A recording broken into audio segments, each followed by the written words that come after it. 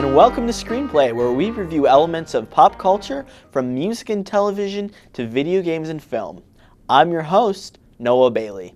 Today we'll be reviewing the new horror film Annabelle and the TV show Parenthood, which just started its final farewell season. Haley, you saw Annabelle during its opening weekend. What did you think? Well, as a pretty big horror fan in general, I did enjoy it, but I saw a lot of problems with it. Like, it's definitely not anything new, groundbreaking, or original by any means. And one of the things that I noticed leading up to it is that they kept on trying to say that it was like a prequel to The Conjuring from last year. And it was, so they were pretty much saying that it was a prequel because the Annabelle doll had a place in The Conjuring. Okay. Like, that's how The Conjuring started, with the legend of the Annabelle doll. Interesting. Yeah, so now they're making this movie as like a prequel of sorts, even though it has absolutely no bearing into the plot of The Conjuring at all. I think they're just using it as a marketing ploy. I was going to say, it almost sounds like something where they were like, hey, Conjuring made a lot of money, let's see what else we can do. Yeah, right? So like before The Conjuring, there was Annabelle, but after Annabelle, The Conjuring eventually happened, but there was really no tie to it. Because one of the biggest things in The Conjuring was that Ed and Lorraine Warren were like two of the main characters, the paranormal investigators. And even though they're like briefly mentioned, like in one line in Annabelle, they have no role in Annabelle whatsoever. Interesting. Yeah, so seeing Annabelle as a prequel to The Conjuring is definitely not how you should frame it. If that makes any sense. No, it does, because for me, when you're explaining it, I didn't see it, and I'm not that big of a fan of like horror films. Like, I'm fine with like horror TV or whatever, but to me, what you're describing, it almost sounds like it should have been like a spin-off. Yeah. You know, like a movie that was in the Conjuring like world, but not. Yeah, it doesn't sound like a very good like root foundation for The Conjuring, correct? Yeah, I definitely see it as much more of a spin-off. Like, I remember, like, I did a blog about this before my actual review, and I went a lot more in depth, and I was saying that if they were really trying to make it into a prequel of sorts, then they definitely should have had at least ended it with the exact same thing that they showed at the beginning of The Conjuring, where Ed and Lorraine Warren were working with the next case of people who had to deal with the Annabelle doll. Because the movie really focuses on like the creation of the Annabelle doll and how it became this conduit, I think is the word that they were saying, for a demonic presence. Okay. So it's like, it's the first issue of it, like as soon as it's created, and the first family that has to deal with it. And then, other than that, it really bears no weight into The Conjuring afterwards. Interesting. So that kind of sounds like maybe some of the plot holes in it. Were there any other issues that you found? Character development. Okay. We have our main characters. They're Mia, the wife, and John, her husband. And they're an attractive young couple, and that's pretty much all that they have going for them. Mia, of course, has like this infatuation with collecting porcelain dolls and putting them in her unborn child's room, which is a little creepy. Just a bit? Just yeah. We wouldn't have a movie if it wasn't for that. That's true. And then her husband is like a struggling medical student turned doctor, but other than that, we really don't know much about their personality. It's really hard to connect with the characters themselves, because it's really just like they're cookie-cutter characters. Yeah. Yeah, and I mean, there's one other supporting character, and even her subplot, we go a little bit into her background, but just enough in order to make the ending of the movie make sense. Okay. So you're not very attached to the characters, are you? Not really. Okay. So you'd kind of like to see in this horror genre maybe more character development in the future. Would that make a better film, in your opinion? Yeah, like, the movie was produced by James Wan, and usually I don't have too much of a problem with characters in the movies in his own work. Now, he didn't direct this one. I think his director of photography that he usually works with is the one who stepped up to be director on Annabelle. So, the writing is definitely like a big foundation. Like, the movie has really good scares. Like, it's definitely a good treat to go to for Halloween, because I know there's one scene that it's really scary, and it has to do with like an elevator in a dark basement and an antique baby carriage. That one that freaked me out. Okay. Good to know. Yeah. All right, well, thanks for sharing. I will definitely be not seeing Yeah. Annabelle, but maybe some people would like to, so. Yeah, now to turn the tables, I know that you have a review yourself. You reviewed Parenthood. I did. Yeah, so how did you think, what do you feel, I guess, about Parenthood entering its farewell season? Okay, well, I just have to say I've been a fan of Parenthood since like the very beginning. This is its 6th and, like you said, final. They're calling it their farewell season. I'm super sad to see it go, just because this show is so like real. Like it's definitely not anything like documentary style or whatever.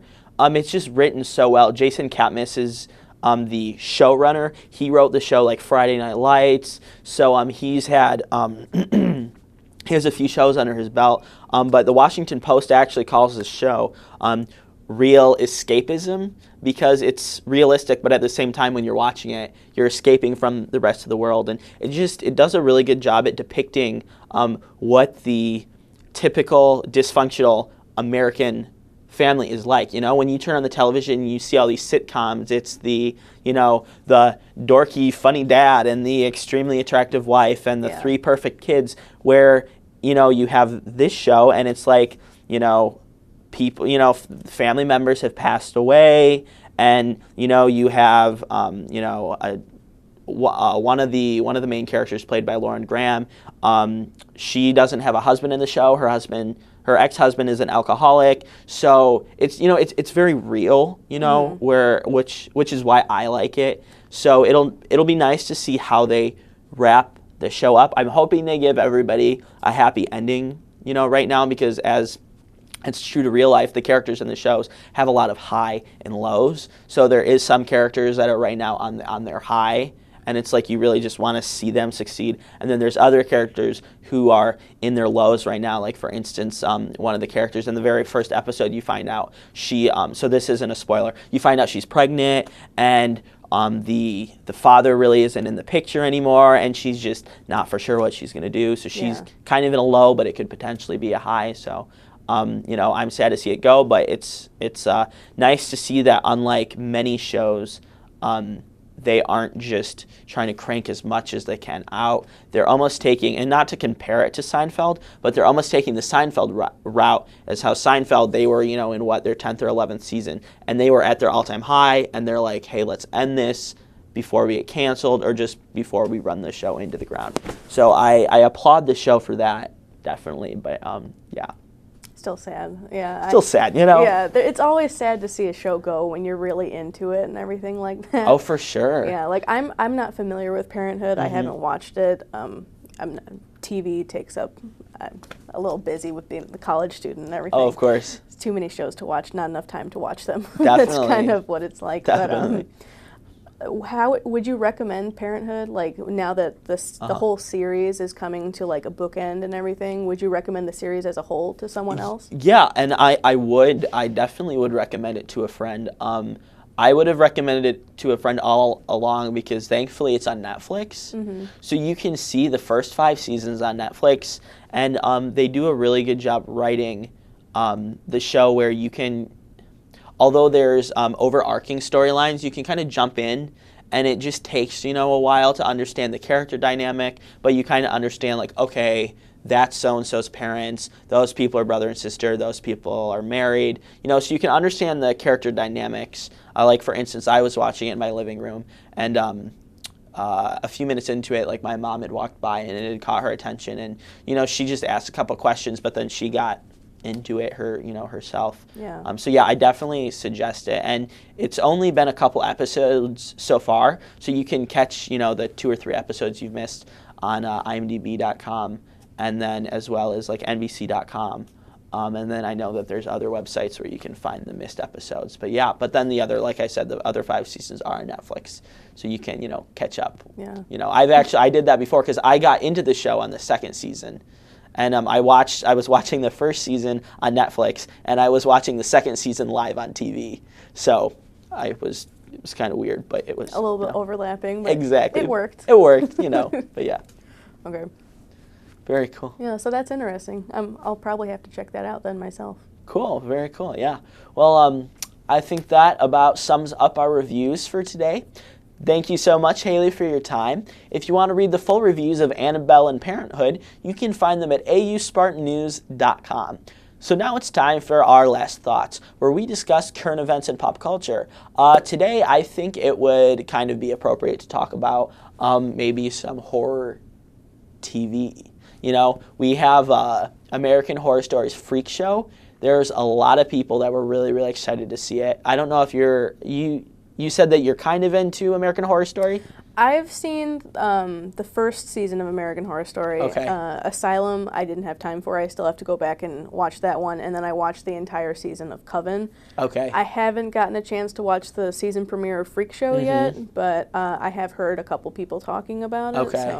So that's good because we kind of know different parts on. So I have some familiarity with the first season, but then I haven't seen Asylum, which is the second, and then I haven't seen Coven, which is the third. But I did see the premiere of Freak Show. Okay. It was really good. Like, you know, not really seeing any of the previous seasons except the first. It was super good. There were just a lot of different things in it.